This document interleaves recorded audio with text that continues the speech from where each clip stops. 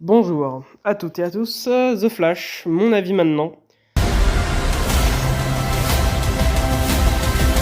Ce film, 2023, Andy Muschietti, qui réalise Mama ou les films... C'est un premier film super-héros, quoi, je crois qu'il fait.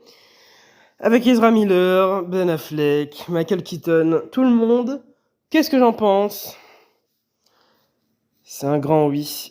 C'est un grand oui, mais premier degré. J'aime beaucoup ce film, j'aime énormément.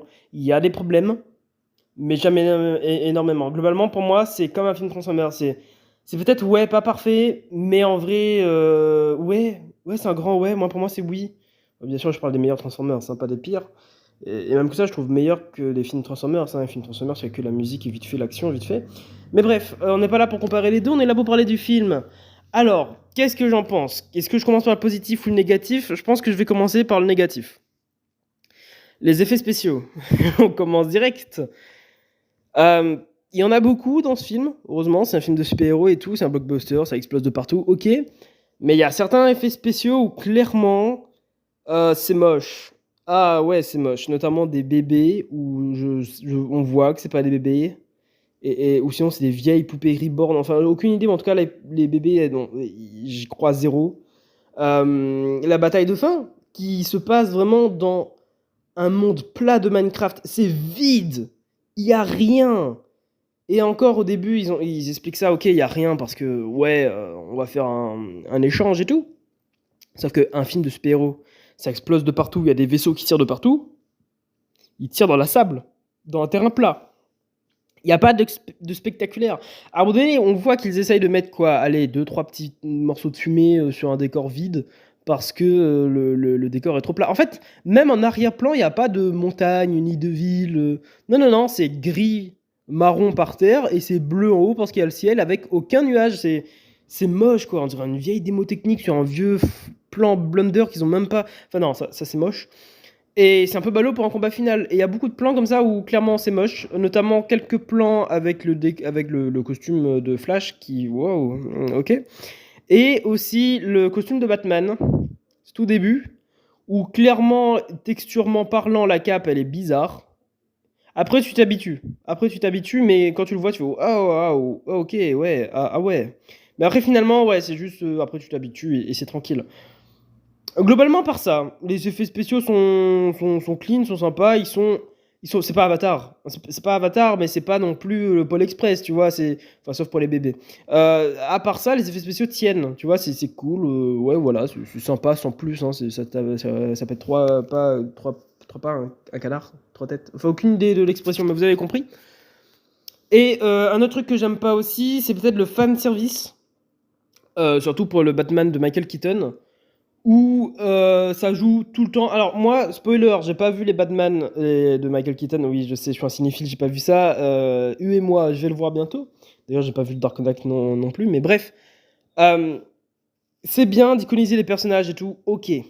Mais parfois, ok, le personnage est trop cool et tout, il fait des actions et tout, en ralenti, trop stylé, il y a la musique de Keaton et tout qui revient, ok. Sauf que vraiment, il y a la musique du Batman des années 90 avec un ralenti et un mode épique et tout pour tout et n'importe quoi.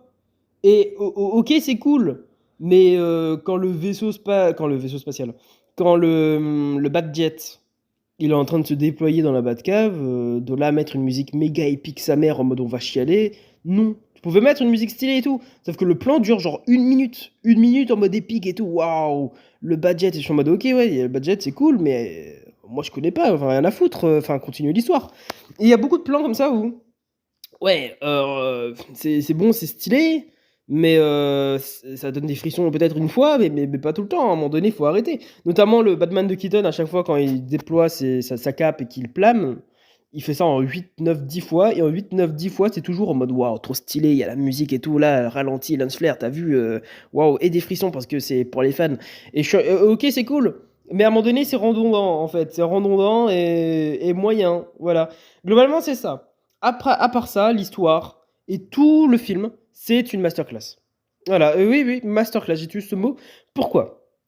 Déjà, c'est un film sur un super-héros qui court. Un film de super-héros où le super-héros est rapide. Et ils ont réussi à être inventif, à être créatif. Vraiment, parce que je sais pas si vous remarquez, hein, les super-héros rapides au cinéma, à part Quicksilver de X-Men, qui a vraiment un style propre à lui, il arrête le temps et tout, avec la musique et tout trop stylé, et tout le monde repompe ça maintenant. Repensez à Quicksilver dans Age of Ultron. Hein, et j'avais trop peur que c'était ça. C'est juste un gars qui disparaît entre deux plans et on met une vieille fumée bleue derrière. Et j'avais trop peur que The Flash c'était pareil mais avec une fumée jaune. Genre, non, c'est un film The Flash. Il faut qu'on a des visuels trop stylés et bien léchés quand il court. Oui. Et oui, clairement, oui. C'est des plans orgasmiques de fou. Le Flash, quand il commence à courir, il y a une distorsion de l'espace et du temps et qui court avec les effets de lumière, avec le changement de colorimétrie et la musique, ça donne des frissons. Et spoiler, Flash court beaucoup de fois. Du coup, à chaque fois, ça passe, à chaque fois, c'est stylé, à chaque fois, c'est cool. Et globalement, quand il court, oui, je sens qu'il est rapide, je sens la puissance, je sens la force du héros. Et ouais, pour moi, c'est créatif parce que ça change de Quicksilver et c'est pas une vieille fumée bleue. Ils ont réussi à faire un truc stylé avec des personnages qui courent. Vraiment, ouais, les effets, les pouvoirs de Flash, globalement, c'est trop stylé. Pour moi, il est comme le film Aquaman. De base, Flash est un super-héros nul où il fait juste sprinter, quoi. Et ils ont réussi à faire un super-héros qui craint pas les balles, qui passe à travers les murs et tout, qui fait des tornades, qui lance des lasers, qui part méga vite, qui remonte le temps. Bref, ils ont exploité le plus possible de ses pouvoirs. Et comme Aquaman, bah, du coup, c'est stylé, tu vois. C'est pas juste un gars qui court, hein. Ils savent un peu le comics et tout. Enfin, je crois, hein, peut-être ils ont totalement inventé des trucs. Je crois pas, vu que les comics, ils ont tout fait. Mais voilà, les effets spéciaux, à part ce que je vous ai dit au début, est cool. Les pouvoirs de Flash est cool. Et maintenant, on va parler de l'histoire. L'histoire, je trouve archi cool. C'est en même temps une origin story, mais en même temps une suite. Et du coup, j'adore parce que c'est trop cool, en fait, d'avoir une origin story, mais c'est pas vraiment le type d'origin story à la MCU. Du coup, ça change, mais en même temps, tu connais, tu apprends le personnage parce que tu n'avais pas vu avant. Et c'est un film qui se passe dans le DCU, qui est mort, hein, malheureusement, qui se passe dans le DCU, mais qui exploite le plus le DCU. Vraiment, il y a Wonder Woman, Batman, il y a les anciens méchants des autres films et tout. Et je trouve ça trop stylé parce que, prenons n'importe quel film, genre Ant-Man, par exemple, voilà, Ant-Man, c'est un film qui se passe à un moment où il doit y avoir masse de super-héros sur la Terre et il n'y a personne.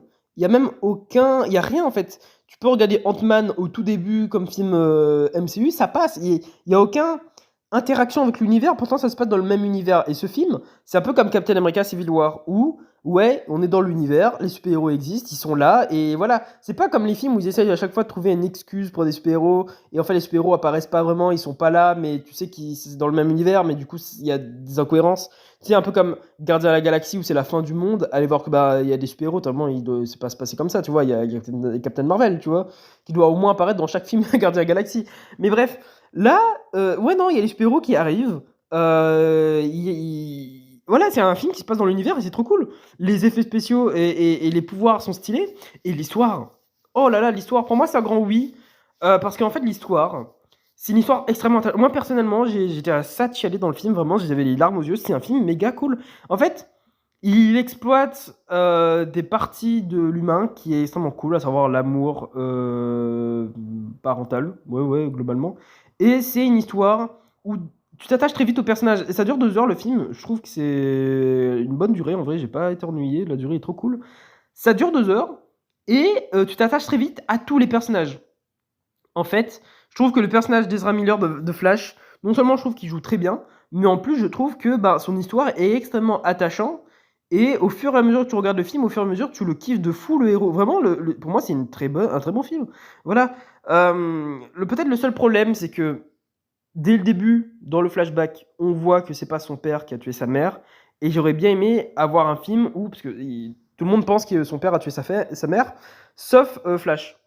Et je suis en mode, ouais, mais imagine qu'en fait, c'est vraiment son père qui a tué sa mère, ou imagine du coup qu'il se crée une illusion que c'est faux, ou bien qu'il se persuade d'un truc qui est totalement, ouais, un truc totalement faux. Et en fait, j'avais trop envie d'avoir un flou, de le voir, essayer d'avoir espoir pour un truc que nous-mêmes, on ne sait pas si c'est vrai, mais il y a beaucoup d'éléments qui prouvent que c'est faux. Et j'aurais trop aimé, mais dès le début dans le flashback, on voit que c'est faux, qu'il a raison, Flash, hein. Du coup, c'est un peu triste. C'est le seul truc de mise en scène et tout, d'histoire que je trouve un peu triste. Mais la fin. Oh là là, je vais pas spoiler la fin. En fait, si. À la fin, il remonte le temps et globalement, ben, c'est un peu lui qui a tué sa mère, hein, indirectement, mais c'est quand même lui qui a tué sa mère. Et ça, c'est trop cool. Enfin, c'est triste parce qu'on voit à quel point ça a un impact et tout. Bref, ce film est extrêmement attachant. Et voilà, en fait, tout le monde a des darons, des daronnes, et on est tous impactés plus ou moins, à part que si vous aimez pas vos darons et daronnes, je m'en fous en fait de votre histoire. Mais bref, vous avez capté. Ce film, personnellement, il m'a mis très mal, hein, voilà, il m'a mis très mal. En plus, je m'attache très vite au personnage de Flash. Je trouve, ouais, voilà, je m'identifie beaucoup au personnage. Et le fait qu'il y a deux versions de lui, c'est extrêmement hilarant, c'est extrêmement bien joué. Les montages, extrêmement cool. Les effets spéciaux, on en parle, ouais, c'est moche et tout, mais il y a quand même deux fois Flash dans le même écran. Et ça, personnellement, à aucun moment, j'ai dit que, oh ouais, on dirait une doublure, c'est pas lui. Non, non, non, pour moi, c'est c'est des sosies, c'est obligé. Et ça, je trouve archi bien. Le film est trop stylé pour ça. Et il y a beaucoup de moments comme ça qui passent. Et en plus, le film est très drôle. Et c'est pas. Enfin, c'est de l'humour un peu MCU-esque, mais poussé à fond, hein. On va vraiment insulter, vraiment dire des mots bien sales et tout.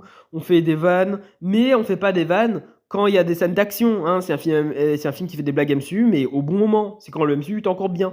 Du coup, ouais, les blagues sont bien et c'est plutôt marrant. Les effets spéciaux, ils sont plutôt cool. Bon, il y a quelques mauvais, mais ils sont plutôt cool. L'histoire est plutôt cool. Et je trouve que la mise en scène, le dernier plan, la mise en scène est une masterclass. Il y a des mouvements de caméra et en fait, ça compense. Les effets spéciaux, ok, sont peut-être pas ouf. Dans des scènes de combat et tout, on voit la 3D et tout, ok. Mais les mouvements de caméra, c'est un grand oui. Les mouvements de caméra et la musique, oui, oui, oui, c'est un grand oui. Parce que au tout début, quand le Batman de Ben Affleck, j'ai eu des frissons tout le long de la scène d'action. On le voit avec son bas de grappin et tout. Un Batman de jour, il a réussi à être charismatique, à être violent, à être trop stylé. Michael Keaton, chaque combat, c'est une masterclass. Hein, et je trouve ça fou. Je trouve ça fou. Les scènes d'action sont trop stylées. C'est un peu comme Gardien Galaxy 3. On voit l'action, ça bouge, mais ça bouge pas trop. Ça reste visible, ça reste lisible. La caméra est tournoyante, elle bouge, elle est pas mise là juste parce que bah, on doit filmer le coup de poing, tu vois. Et ça, c'est trop stylé. Vraiment, chaque scène de combat est une masterclass. En plus, quand Flash court, il y a des effets de mise en scène trop stylés. Du coup, moi, c'est un grand oui. L'histoire, parce que ça retourne dans le temps, mais il y a presque aucune incohérence parce que c'est plutôt logique avec lui-même. Et du coup, tu peux regarder le film en mode ah ouais, c'est pour ça que ça fait ça et tout dans la fin. Du coup, tu peux regarder. C'est une masterclass. L'apparition de l'écran titre, juste ça, est trop stylé. Les 10 premières minutes du film est extrêmement rapide. Ce qui est extrêmement drôle pour un film qui s'appelle Flash. Et je suis en mode, ouais, ils ont tout capté en fait. Le personnage parle extrêmement vite et tout. Et globalement, le film, il perd pas le temps. Voilà, il perd pas le temps et c'est trop stylé, c'est trop marrant. Et les scènes de combat et archi drôle, surtout avec Michael Keaton au début dans. Bref, toutes les scènes de ce film est une masterclass. Les effets spéciaux, à part, allez, il y a peut-être 20%, 30% des effets spéciaux qui sont moches avec des guillemets, ou moyens, passables, pas ouf. Mais globalement, 70% des effets spéciaux est bon, l'histoire elle est bonne, le concept de retour dans le temps est bon, le pouvoir du super-héros est cool, c'est drôle, c'est émouvant, c'est triste, ça donne des frissons. Si t'es fan de Michael Keaton, dommage que je le suis pas, tu dois encore plus kiffer. D'ailleurs, c'est une lettre d'amour à tout le DC film, parce qu'il y a des caméos de malades d'anciens films qui a jamais existé, qui revient. Non, ce film, c'est oui. Et je suis étonné qu'il a vraiment eu autant de critiques. Ce film, je veux en steelbook 4K Full HD, il est trop cool. Flash, je le pose là et je vais couper la vidéo ici. Abonnez-vous, lâchez un like d'ailleurs. Ce film est l'un des meilleurs films de 2023. Largement dans le top 5, voire dans le top 10, c'est obligé. Voilà, moi je vous dis abonnez-vous, lâchez un like, la bise.